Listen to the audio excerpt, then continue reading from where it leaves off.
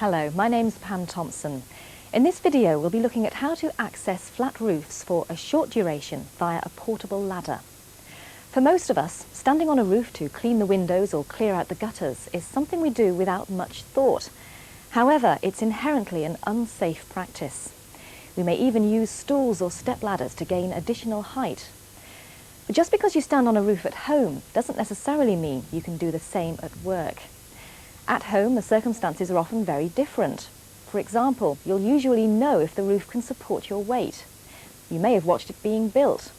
You may know what materials were used and where the main support beams are. You'd be aware of hazards such as TV aerial leads, raised roofing felt and slippery surfaces.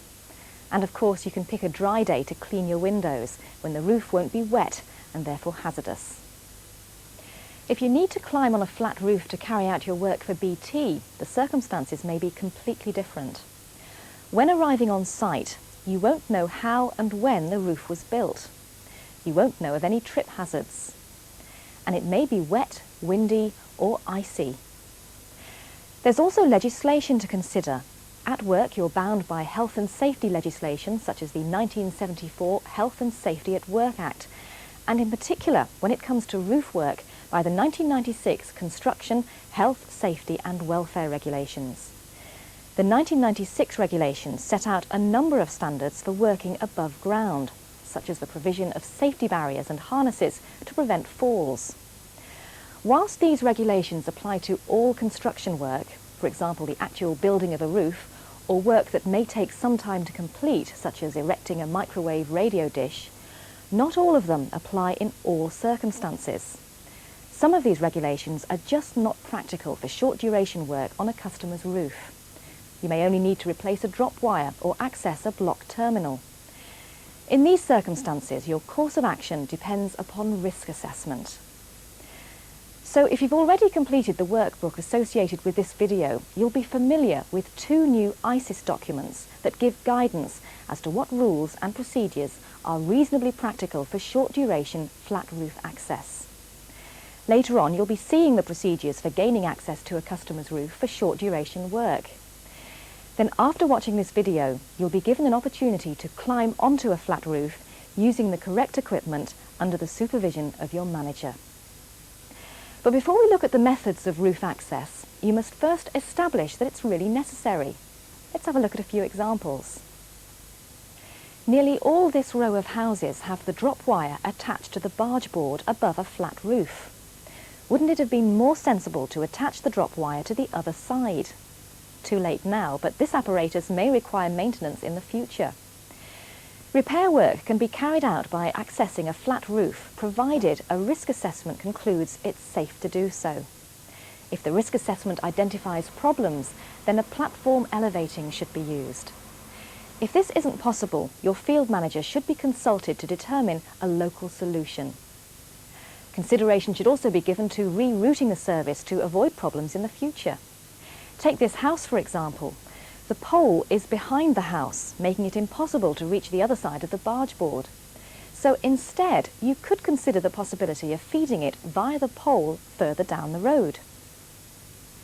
However, sometimes it's not possible to reroute the drop wire. Let's take this school for example. Flat roofs everywhere, and the feed needs to be high because of the carriageway clearance. So having decided roof work can't be avoided, let's see how the roof access should be carried out. The first task before you can start work is to carry out a risk assessment. It's basically an information gathering exercise aiming to identify any hazards or conditions that may make the work unsafe. The generic risk assessment A009 lists significant hazards that you need to check for. Remember, you must consider hazards to the occupants of the building and visitors, as well as to yourself. As well as checking for hazards, you should also make sure the roof is safe to climb on and will support your weight. Well, unless you happen to be a qualified structural engineer, it's maybe easier to say than do. This is where common sense must be applied, taking into account as much information as possible.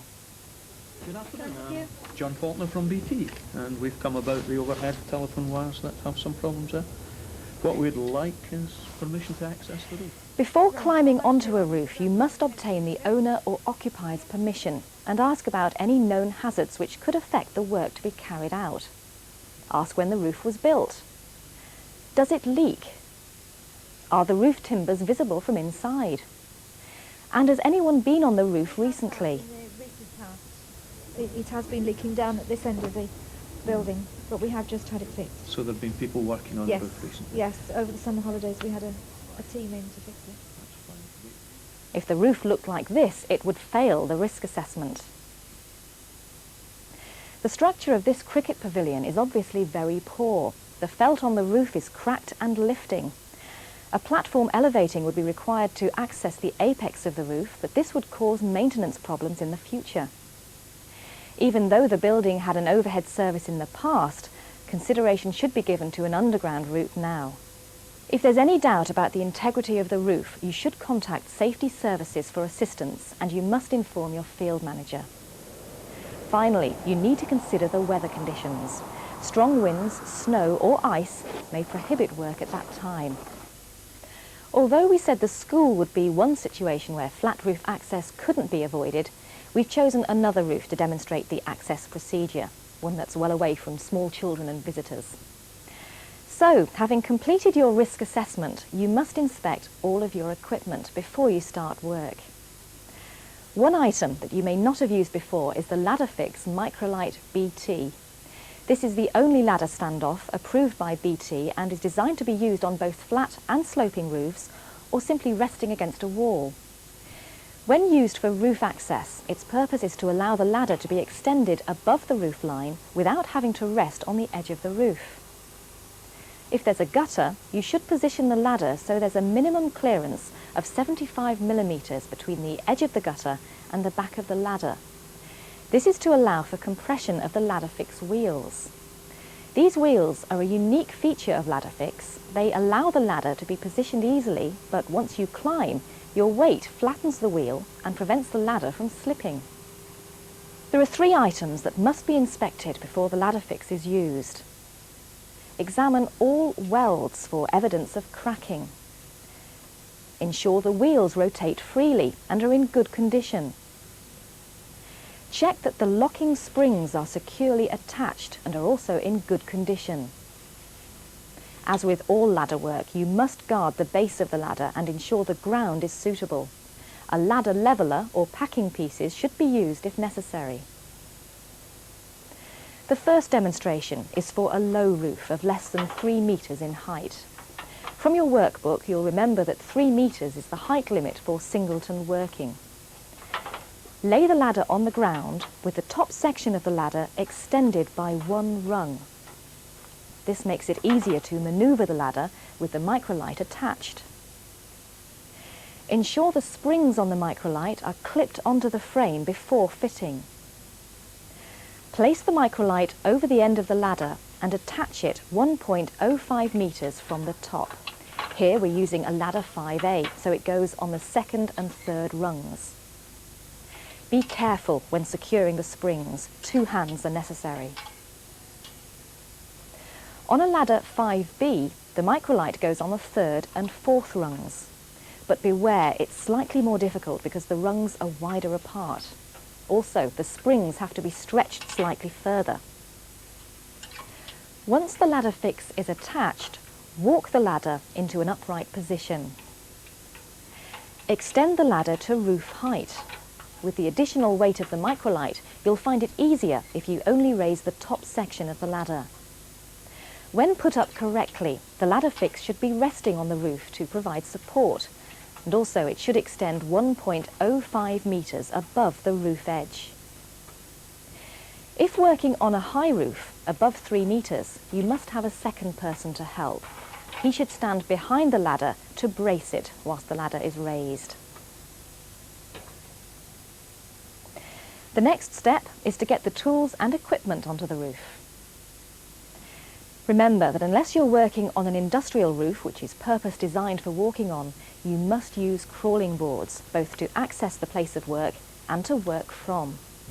On a domestic flat roof, crawler boards must always be used.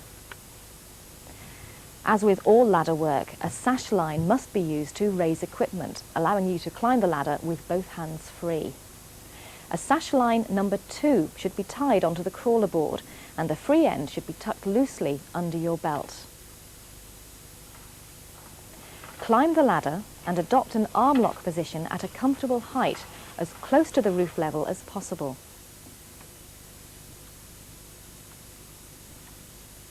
Raise the board and place on the roof.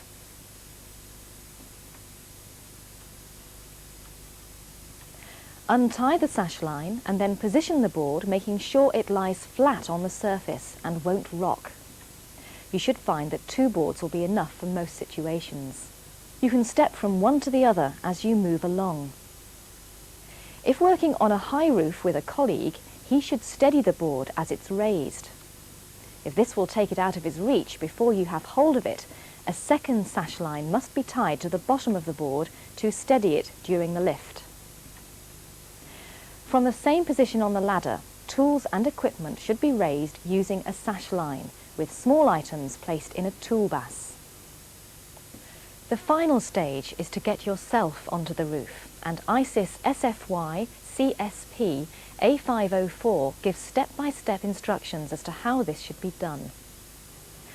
Climb the ladder so your feet are on a rung near the roof level, and transfer 1 foot to the crawling board.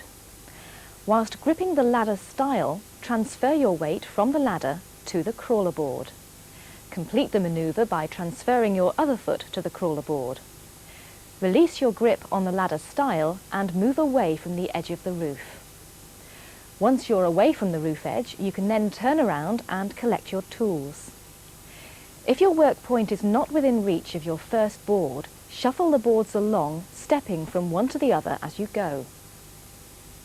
Whilst working, place the crawler boards side by side to form a 600mm wide platform. There are also some additional points to remember. Always work from the crawler board and don't stand on any device to gain extra height. If you can't reach the work point in comfort, this service route must be abandoned. Under these circumstances, arrange for a platform elevating or consult with your field manager to make other local arrangements. If you need to return to the roof edge, you must use the crawling board and grip the ladder stiles once you're close enough. And finally, do not under any circumstances lean over the edge to raise or lower equipment or talk to someone. If you need additional crawler boards or equipment, these must be placed on the roof from the ladder. When you've finished your work, you should recover your tools and equipment using a reversal of the access procedure. So remember, it's everyone's legal responsibility to act safely. Always obtain the owner's permission before starting work. Carry out an on-site risk assessment and review the assessment if circumstances change. When possible, plan the work to avoid this method of access in the future. Wear the correct personal protective equipment and check all equipment is in good working order. Use a sash line number 2 to raise and lower the equipment. Unless the roof has been specifically designed to be walked on, crawling boards must be used, and they must always be used for domestic properties. Don't stand on any device to gain additional height. And finally, if there are 2 or more people working together, the person accessing the roof is in charge. Well, that's the end of our demonstration. You should now be given the opportunity to practice these techniques under supervision. Remember, always work safely. Thank you for listening. Bye-bye.